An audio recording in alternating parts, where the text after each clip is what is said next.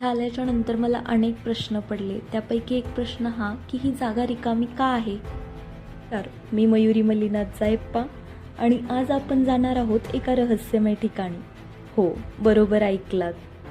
पुण्यापासून 45 ते 50 किलोमीटर अंतरावर असलेलं भुलेश्वर मंदिर.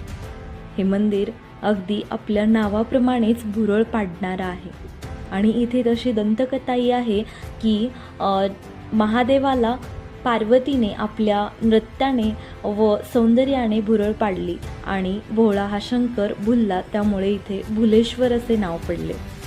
हे मंदिर 13व्या शतकातील यादवकालीन असून याची रचना ही अत्यंत सुंदर, मनाला चेतना व बुद्धीला तेज देणारी अशी आहे.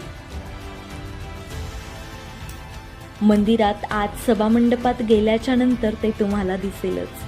कुतूहल तर तेव्हा वाटतं जेव्हा आपण मंदिराच्या आत प्रवेश करतो.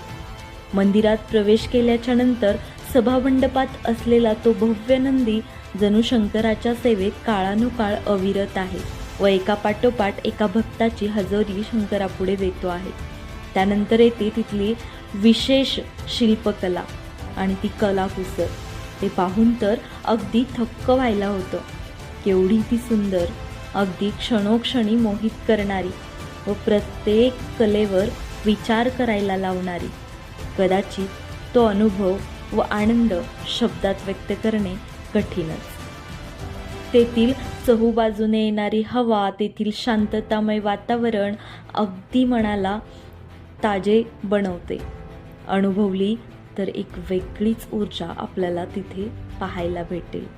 अशा ठिकाणी आपण प्रत्येकाने नक्की यावं आणि एक स्वतःमधलं मनाचं तेज, मनाची चेतना व बुद्धीचं तेज. भेटूया पुन्हा अशाच एका नवीन व्हिडिओसोबत. धन्यवाद. शिव शंकरा श्री महेश्वरा